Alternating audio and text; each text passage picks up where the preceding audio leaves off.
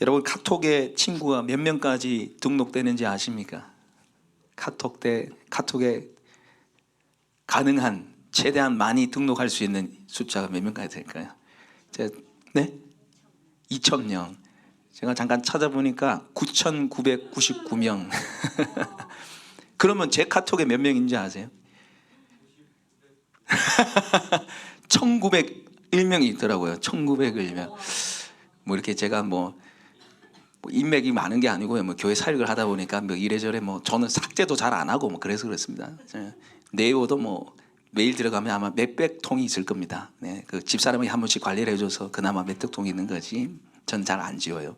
근데 제가 이제 한 번씩 카톡을 보면 요즘에 뭐 업데이트한 친구들 해가지고 이렇게 뭐 뜨더라고요. 그 뭐 사진을 바꾸거나 이렇게 하면 그게 뜨는데 한 번씩 이게 보여요. 카톡을 쓸 때 보면 전부 다 행복해 보여요.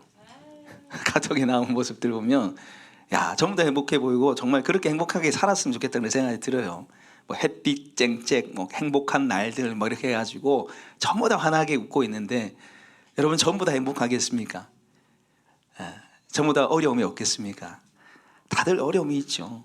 아픔이 있고 상처가 있고 고난이 없는 인생이 없어요. 겉으로는 괜찮은 것 같지만 우리도 보면요 겉은 괜찮은 것 같지만 다 하나씩의 고난과 상처 아픔을 가지고 살아가는 것 같습니다. 한 목사님께서 신학장애인 교회에 그때 당시 신학생인 것 같아요. 그래서 몇 해 선배를 따라서 시각장애인들이 있는 교회에 갔습니다. 그러니까 절반이 다 눈이 안 보이는 분이에요. 가니까 목사님이 맹인이고 전도사님이 맹인이고 오르간 반주자가 맹인인 거예요. 그래서 거기 갔는데 많은 분들이 그래도 하나님 경험하고 만나는 것 같았는데 사실은 그 실상을 보니까 상처 아픔들이 너무 많더라는 거예요. 특별히 이 선배가 부르짖어서 막 기도하는 걸 옆에서 들었는데 하나님 저는 왜 맹인으로 태어났습니까? 내가 뭘 그렇게 잘못했습니까? 왜 시각장애인들은 가난한 집에 태어나서 치료를 받지 못하는 겁니까? 왜 시각장애인들은 제대로 된 직장을 다닐 수 없습니까? 멸시천대를 당하고 구걸을 해야 되고 마사지를 일을 하는 그런 헛되는 일을 하면서 왜 살아가야 됩니까? 왜 막 이렇게 하더래요. 그 모습을 보고 정말 상처가 많구나를 생각하고 시간이 꽤 지났습니다. 이제 이 목사님은 신학생에서 이제 목사님이 됐고 그리고 그 선배는 대학교 교수님이 됐어요. 그래서 그 교수님이 된 그 선배에게 물어봤어요. 선배, 왜라는 질문에 답을 찾았습니까? 왜 시각장애인이 됐는지 그 왜라는 질문에 답을 찾았습니까? 라고 물어봤습니다. 그때 이 선배가 얘기했습니다. 이제 이유는 안 물어. 어떻게 살아야 하느냐 묻지. 이렇게 대답을 했답니다. 왜라는 이유를 더 이상 묻지 않는다는 거죠. 어떻게 살아가야 하는가가 중요하다라는 것입니다. 여러분 우리가 때때로 왜 고난이 찾아오는가 그 왜라는 질문을 찾기에 또 집착하며 있을 때가 있는 것 같아요. 제가 또 뒤에 설교 중에 나누겠지만은 결국 하나님이 그 왜라는 질문에 답을 안 주실 때가 많습니다. 하나님의 고난의 부르심에 우리가 집중해야 됩니다. 오늘 설교 제목이 고난의 의미입니다. 고난의 의미. 오늘 이 말씀을 통해서 하나님께서 우리의 삶에 허락하시는 고난의 의미를 깨닫고 또 고난을 능히 이겨내고 고난을 통해서 우리를 보내시는 하나님의 은혜를 경험하는 저 여러분 되시길 소망합니다. 첫 번째로 우리가 고난의 의미를 알기 위해서는 고난의 이유를 함부로 찾아서는 안 됩니다. 고난의 이유를 함부로 찾으면 고난의 의미를 제대로 알 수가 없어요. 오늘 본문에 보시면 맹인 한 사람이 나옵니다. 그런데 이 말씀을 보시면 1절에 예수께서 지나가실 때에 날 때부터 맹인된 사람을 보신지라 되어 있습니다. 보신지라. 그냥 스쳐 지나가면서 본 게 아니에요. 가시면서 멈추고 주목해서 봤다는 거예요. 아주 주목해서 눈이 떨어져라 쳐다봤어요. 그래서 제자들이 멈춰서서 같이 그 맹인을 본 거죠. 근데 제자들이 뭐라고 얘기합니까? 2절 같이 한번 읽어보겠습니다. 시작. 제자들이 물어 이르되 라삐여 이 사람이 맹인으로 난 것이 누구의 죄로 인함이니까? 자기니까 그의 부모이니까. 아멘. 이 사람이 맹인된 게 날 때부터 맹인된 이 사람이 누구 죄 때문이냐고 묻는 거예요. 이때 당시 유대 사회 사람들이 맹인이거나 장애인이거나 가난하거나 이러면 죄를 져서 하나님께 저주를 받아서 그렇게 됐다고 생각했어요. 하나님의 저주를 받았다, 죄를 져서. 그래서 맹인이 됐다, 이렇게 생각을 하는 거예요. 그러니까 물어보는 거예요. 누구 죄 때문이냐고 물어보는 거예요. 여러분, 우리 인생의 고통은 죄로부터 온 게 맞습니다. 아담의 범죄로 인해서 가난과 질병과 고난이 찾아왔죠. 그러나 개인의 삶에 찾아오는 모든 고난이 죄 때문만은 아니에요. 함부로 해석해서는 안 됩니다. 함부로 내 삶에 일어나는 고난이 나의 죄 때문이라고 생각하시면 안 돼요. 물론 우리가 살펴보면 봐야 되겠지만은 그게 내 죄 때문이 아닌가라고 살펴보거나 거기에 집착하면 안 됩니다. 회개했음에도 불구하고 여전히 주님 용서했음에도 불구하고 내 죄 때문인가 계속해서 우리가 붙들고 살아가고요. 또 누가 잘못됐을 때 저 사람은 죄 때문에 이렇게 우리가 판단하기 쉬워요. 여러분, 남의 말 좋아하는 사람들의 특징이 있습니다. 남의 말 하기 좋아하는 사람 특징이 있는데 그거는 남의 불행을 말하기를 좋아하고요. 그리고 불행의 원인과 이유를 분석하기를 좋아합니다. 남의 말하는 길을 좋아하는 사람은 남의 불행을 말하기를 좋아하고 그 원인과 이유를 막 분석해냅니다. 야, 누가 차 사고 났대, 폐차고 병원에 입원했대, 내 그럴 줄 알았어, 새 차 뽑았다고 그렇게 자랑질 하더만. 야, 누가 사기당했대, 그럴 줄 알았어, 내가 돈 많다고 그래 고개 쳐들고 빳빳하게 다니더만. 꽃이다, 잘됐다, 이런다. 여러분, 낚시꾼들이 가장 기쁠 때가 언제인지 아세요? 낚시꾼들이 가장 기쁠 때, 행복할 때, 2위가 월척을 낚았을 때입니다. 그러면 1위가 뭘까요? 옆에서 월척을 낚다가 놓쳤을 때. 그게 너무 행복하다는 거예요. 꽃이라는 거예요. 그게, 이게 사람들의 심리예요. 희한하죠. 근데 우리도 그런 것 같아요. 우리도 누가 잘못됐다 그러면은 그 원인을 찾아보려고 그래요. 그리고 심지어는 그 사람한테 말을 한단 말이에요. 이것 때문인 것 같다고 말을 한단 말이죠. 그럼 그 사람의 마음이 어떻게 됩니까? 여러분, 그게 2번 죽이는 일이에요. 고난과 아픔에 힘들어하는데, 야, 너 이것 때문이지, 저것 때문이지. 우리 그렇게 한단 말이죠. 여러분, 모든 문제가 죄 때문이 아니에요. 여러분, 죄로 인해서 고난당한 게 아닌 게 대표적인 그 인물을 꼽는다면 욥이잖아요. 욥이 하루아침에 양, 낙이, 낙타가 다 날아갔습니다. 심지어는 자기 자녀들까지도 다 죽었어요. 그게 죄 때문입니까? 머리 끝부터 발바닥까지 악성 종기가 나가지고 그 제 가운데 기아장을 벌벌 긁었습니다. 그게 죄 때문입니까? 죄가 아니잖아요. 근데 여러분, 욥기서를 쫙 보면요, 욥의 세 친구들이 처음에 와가지고 그 욥의 모습을 보고 완전히 망했잖아요. 그렇게 잘 나가는 친구였는데 처음에 불쌍히 여기서 위로를 해요. 근데 욥이 자기의 생일을 저주합니다. 생일을 저주합니다. 차라리 나지 말았더라면. 저주하기 시작하고 고난 가운데 하나님께 막 대들기 시작하는, 하나님 왜 내가 이런 고난을 당해야 됩니까? 이러니까 이제 욥의 세 친구들이 슬슬 일어나가지고 네 죄 때문이잖아, 죄 때문이잖아, 죄 때문이잖아, 지금이라도 회개하면 잘 될 거야, 지금이라도 회개, 죄 때문이야. 근데 욥은 계속 아니라고 그러잖아요. 욥이 당한 고난이 죄 때문이 아니었어요. 근데 이 세 친구들은 계속해서 죄라고 몰아가고, 그러나 결국 하나님 누군 편 손을 들어줍니까? 욥이 다 잘한 건 아니에요. 그러나 그 세 친구들을 향해서 너희들이 잘못했다고 하나님이 손들게 하시잖아요. 우리에게 찾아오는 고난이 모든 것이 죄로 인한 것이 아니에요. 고난의 이유를 죄로 함부로 판단하거나 생각해서는 안 됩니다. 두 번째로, 그럼 우리의 고난의 의미를 알기 위해서는 고난의 이유보다 목적에 집중해야 됩니다. 뭐보다 뭐에 집중해야 된다고요? 이유보다 목적에 집중하셔야 돼요. 목적에 집중하셔야 돼요. 자, 우리 3절 말씀 같이 한번 읽어볼까요? 시작. 예수께서 대답하시되 이 사람이나 그 부모의 죄로 일하는 것이 아니라 그에게서 하나님이 하시는 일을 나타내고자 하심이라. 아멘. 예수님 분명히 얘기하십니다. 그것 때문이 아니라고.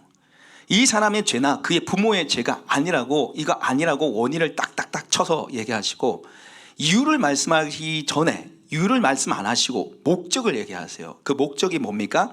하나님의 하시는 일을 나타내고자 하십니다. 여러분, 이거는 이유가 아닙니다. 목적이에요. 이 사람이 맹인에게 하나님의 하시는 일을 나타내고자 해서 맹인됐습니까? 여러분, 그건 아닙니다. 하나님이 악을 행하실 수 있나요? 아니죠. 이건 목적을 의미하는 거예요.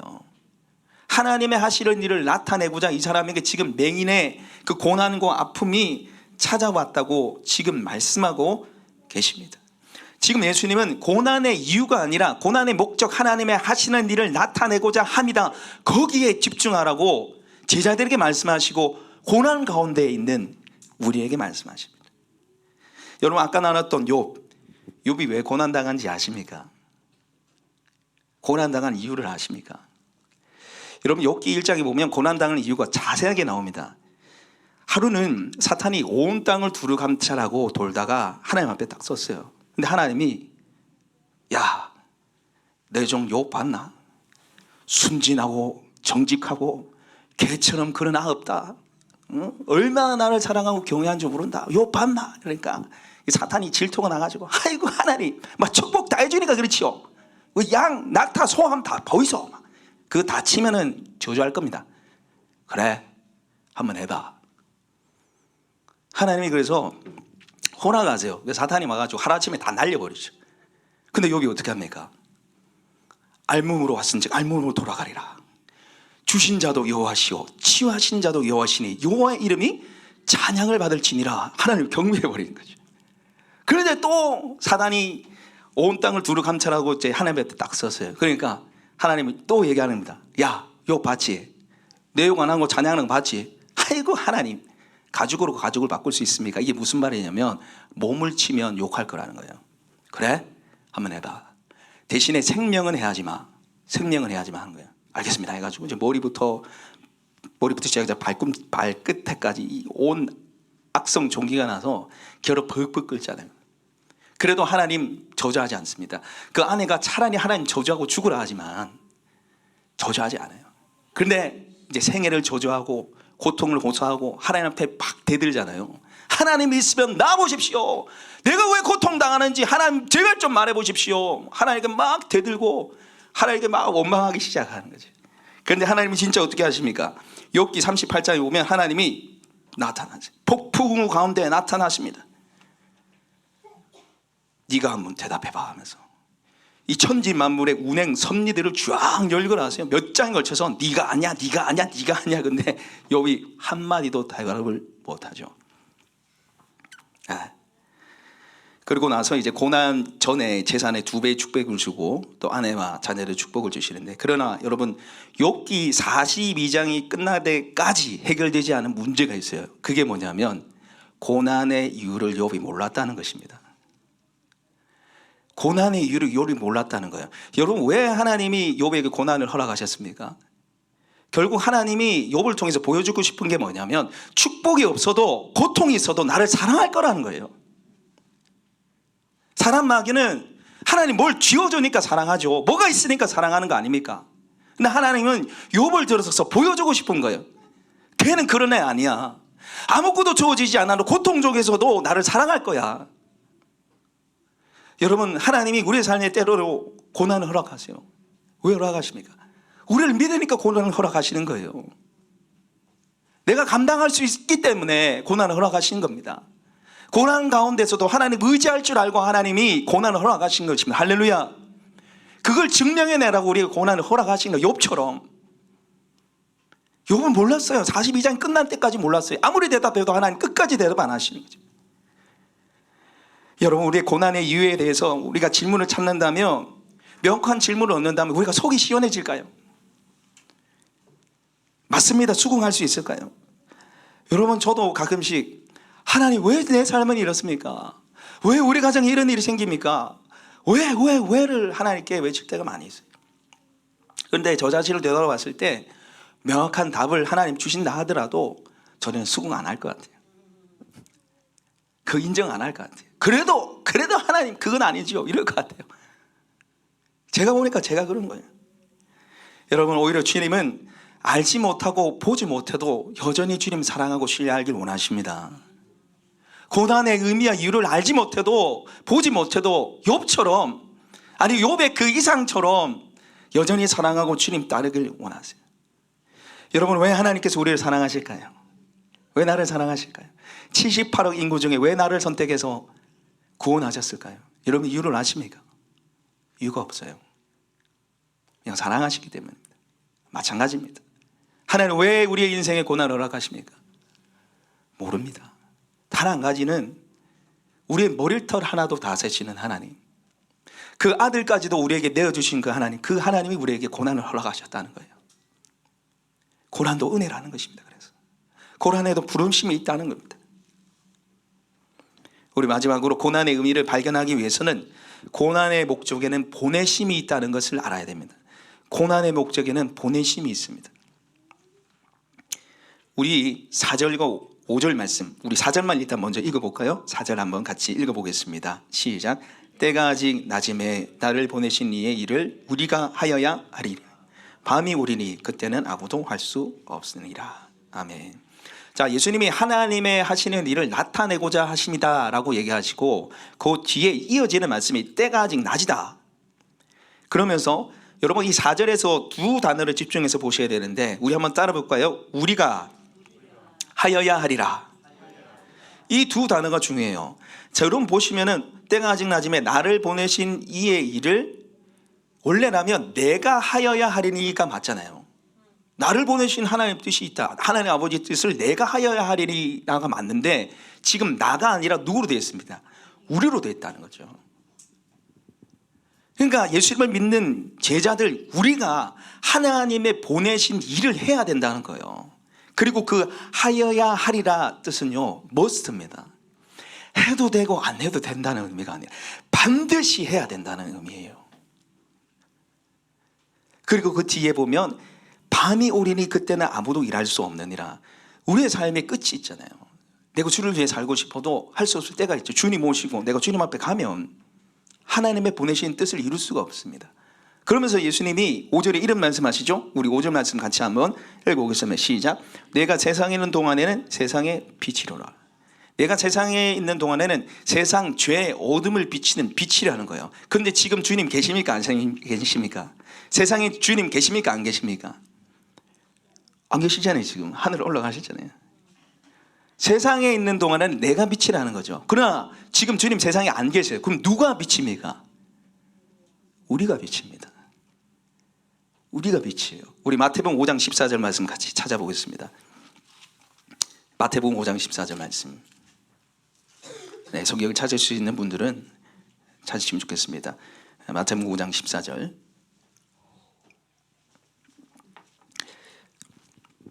우리 같이 마태복음 5장 14절 읽겠습니다. 시작. 너희는 세상의 빛이라. 산에 있는 동네가 숨겨지지 못할 것이요. 예수님이 떠난 세상의 빛은 바로 우리입니다. 우리가 세상의 빛이에요. 그 뒤에 산에 있는 동네가 숨겨지지 못할 것이요. 이게 무슨 말이냐면, 이스라엘 당시에는 외부 침략이 많아서 산 위에 마을을 세워놨어요. 올라오기 힘들도록. 밑에서 이렇게 전투를 하면 쉽잖아요. 근데 산 위의 동네가 숨겨지지 못한다는 의미가, 산 위에 있으니까 당연히 바로 보이죠. 그리고 칠흑 같은 어둠에 마을에서 불빛이 하나하나씩 들어오면 그게 엄청나게 밝게 보입니다. 지금은 뭐 네온 사인에 이제 밝은 빛이 많지만 이때 당시에는 다 어둡잖아요. 근데 거기에 횃불이 아니라 호롱불도 멀리서 보이는 빛이 비추게 된다는 거예요. 그게 바로 우리를 통해서 그렇게 한다는 얘기입니다. 성도가 성도다워지고 교회가 교회다워지고 말씀대로 살면 우리가 세상에 빛이 되고요, 고난 가운데 하나님의 보호하심을 믿고 따를 때 빛이 된다는 의미예요. 고난의 이유를 막 붙잡으면서 사는 게 아니라 보내심의 그 뜻을 헤아리면서 살아가는 그 삶을 통해서 세상에 빛된 역할을 감당하게 될 것이라고 주님 지금 우리에게 말씀하고 계십니다. 여러분, 우리는 자주 제가 계속 얘기하지만 왜 하필 나야? 왜 하필 나야? 왜 하필 우리입니까? 그럴 때가 참 많이 있죠. 그러나 분명한 사실은 하나님의 부르심에는 후회가 없다는 거예요. 하나님의 계획에는 실수가 없다는 것입니다. 여러분, 이사야서 55장 8절에 보면 하나님 생각과 우리 생각이 다르다 그럽니다. 우리의 길과 하나님 길이 다르다 그래요. 여러분, 나는 고난을 벗어나는 거예요. 나는 고난을 안 당하는 거예요. 근데 하나님 생각과 우리의 생각이 다르죠. 그래서 하나님 뭐라 얘기하십니까? 우리 앞에 말씀 보겠습니다. 9절 말씀 띄워주십시오. 이사야 55장 9절 시작. 이는 하늘이 땅보다 높음같이 내 길은 너의 길보다 높으며 내 생각은 너의 생각보다 높음이니라. 아멘. 우리의 생각과 우리가 전혀 쫓아갈 수 없는 그 뜻과 계획이 하나님께 있다는 거예요. 나는 고난을 벗어나고 싶고 고난 당하기 싫지만 하나님 때때로 우리의 삶에 고난을 허락하시는데 그 생각들을 우리가 헤아릴 수 없을 만큼 땅이 하늘의 높은 만큼 큰 하나님의 계획과 놀라운 뜻이 우리의 삶에 있다는 거예요. 지금은 알지 못해도 살아가면서 하나님 깨닫게 해가지고, 아니 살아가는 동안에 이유를 발견하지 못하더라도 천국에 가면 분명히 주님이 알게 하실 때가 있는 줄 믿습니다. 여러분, 나의 상처가 나의 부르심입니다. 우리 한번 따라해 볼까요? 나의 상처가 나의 부르심과 보내심입니다. 나의 연약함이 나의 부르심과 보내심입니다. 나의 고난이 나의 부르심과 보내심입니다. 나의 상처, 나의 연약한 나의 고난이 나의 부르심이고 나를 보내시는 하나님의 뜻이에요. 그것을 통해서 하나님의 회복의 역사를 일으킵니다. 제가 주일학교 예배 때도 아이들한테 보내줬는데 조니 에릭슨 타다라는 여자분이 계세요. 이 여자분이 굉장히 어릴 때부터 뭐 운동도 잘하고 또 공부도 잘하고, 그래서 요즘으로 치면 핵인싸입니다. 핵인싸. 인기 많은 여자였는데 오늘 이제 미국 친구였는데 해변가에 이제 다이빙을 하러 갔어요. 다이빙 했는데 그 물이 얕은 거예요. 그걸 모르고 그냥 뛰어드는 거예요. 근데 그 자리에서 목뼈가 부러지고 이 몸 밑으로 전신마비가 찾아오게 된 거예요. 몸을 움직일 수가 없어요. 그래서 병원에 입원하면서 자기의 삶을 한탄하면서 살았는데 얼마나 힘들었는지 몸무게가 절반 이상이 줄은 거예요. 너무 많이 줄어가지고 뼈가 너무 많이 티나가지고 뼈를 깎는 수술도 했어요, 이 친구가. 너무 힘들어가지고. 근데 주변에 믿는 분들이 많아서 와서 위로를 해주면 위로가 안 되는 거예요. 근데 딱 한 사람이 와가지고, 존이 너의 그 전신장애 예수님이 하셔. 너의 그 전신장애 예수님이 다 경험해 보시고 너를 위로해 주셔. 그러니까 예수님 무슨 전신장애 입었냐는 거예요. 아니, 예수님이 십자가에 못 박혀서 꼼짝달싹 할 수 없었잖아. 그때 아무것도 할 수 없었잖아. 너의 아픔과 상처를 예수님이 모두 다 아시고 너를 위로해 주고 너를 도와주길 원하셔. 이렇게 한 거예요. 이제 그 말에 이제 은혜를 받은 거예요. 그 뒤에 이제 이 존의 치유를 위해서 많은 사람들이 와서 중보하고 기도하고, 그래서 기도를 이제 하기로 마음먹고 믿음으로 기도했습니다. 이게 함께 기도했던 중보 기도자가 15명이 있었는데 이 존애가 믿음이 충만해가지고 뭐라 했냐면, 야, 내일 너 집에 내가 찾아가서 초인종 두를 테니까 놀라지 마. 이 장애가 치유가 돼서 집에 가서 초인종 두르고 너랑 만나러 갈 테니까 놀라지 마, 이런 거예요. 그래서 15명이 모아가지고 열심히 하나님께 부르짖어서 기도했어요. 근데 치유됐을까요? 치유가 안 됐을까요? 네, 예배를 잘 들었구나. 치유가 안 됐어요. 그런데 마음이 치유가 됐어요. 이번에 마음이 치유가 돼가지고 근데 하나님께 이 부르심에 대해서, 보내심에 대해서 질문하기 시작했습니다. 하나님, 나를 이렇게 하나님 허락하셨는데 내가 뭘 하길 원하시냐고, 어떻게 살길 원하시냐고, 나를 통해서 어떻게 예배받길 원하시냐고 하나님께 묻습니다. 그리고 나서 이분이 구족 화가가 돼요. 입에 붓을 물고 그림을 그리기 시작합니다. 그림을 그리기 시작하고 주변에 돕는 사람들로 인해서 책을 쓰기 시작합니다.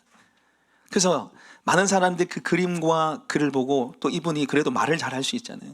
강연을 보고 위로하러 왔다고 위로를 받고 가기 시작하는 거예요. 이분의 희망과 이분 안에 있는 소망으로 말미암아서 우울증 환자가 오면 우울증이 치료돼서 가고, 이분 보고 삶의 이유를 발견하고, 그렇게 하나님께 쓰임받는 사람이 되었습니다. 근데 이분이 그의 삶에 대해서 간증할 때, 내 인생에 하나님께 가장 감사한 것은 내 몸이 마비되는 그때 그 시간입니다 라고 얘기를 했습니다. 내 인생에 가장 감사한 시간, 내 인생에 가장 감사한 것은 내 몸이 마비된 것입니다 라고 얘기했습니다. 왜냐하면 그래서 내가 하나님을 만날 수 있었고, 그래서 내가 하나님을 의지할 수 있었고, 그래서 내가 하나님의 축복의 통로로, 회복의 통로로 쓰임받을 수 있었다고 여인이 그렇게 간증을 했습니다. 여러분, 하나님은요, 우리의 뭐 타고난 재능이나 능력을 통해서 영광받으길 원하지 않으시고요, 우리의 연약한 고난을 통해서 영광받고 싶어 하십니다. 우리의 부족함을 통해서 영광받고 싶어 하세요. 약한 자를 들어서 강한 자를 부끄럽게 하시는 분이 바로 우리 하나님인 줄 믿습니다. 그래서 나의 상처, 나의 아픔, 나의 고난이 부르심이에요. 제가 주일학교 예배 때도 좀 얘기했지만은 제가 50견이 왔어요. 50견. 이제 왼쪽은 괜찮은지 오른쪽이 이제 좀 이제 회복이 안 되는데 치유를 놓고 기도하는데 잘 안 돼요. 뭐 시간이 지나면 이제 낫겠지만. 근데 저희 집 사람이 한 1, 2년 전에 50견이 왔어요. 그때 옆에 아프다 해도 뭐 아픈갑다 이 정도였는데 이제 제가 알게 돼서 이게 굉장히 힘들구나. 굉장히 힘들구나. 그래서 이제 50견 아프신 분들 진짜 힘들겠다. 제가 그게 마음이 가는 거예요. 이제 아픈 분, 몸이 아픈 거. 제가 몸이 아픈 데가 별로 없었거든요. 몸이 아픈 게 이렇게 힘든 일이고 그래서 마음도 힘들어지는구나. 제가 조금은 이제 경험하게 됐습니다. 조금은 경험하게 됐어요. 그러니까 우리 속에 있는 고난과 아픔이 다른 사람의 연약함과 상처와 고난을 이해할 수 있는 통로가 되고요. 그 가운데 하나님을 붙잡고 살아가는 그 삶이 빛된 삶이라는 거죠. 고난 없이 형통의 길로 걸어가면 그게 하나님께 영광이 되고 전도가 될 것 같지만 아니라는 거죠. 고난 가운데서도 여전히 주님 신뢰하며 믿음으로 살아가는 그 삶을 통해서 영원권의 역사들이 일어나고 하나님 영광 받으신다고 이렇게 얘기를 하십니다. 이 시간에 우리 같이 좀 찬양했으면 좋겠는데요.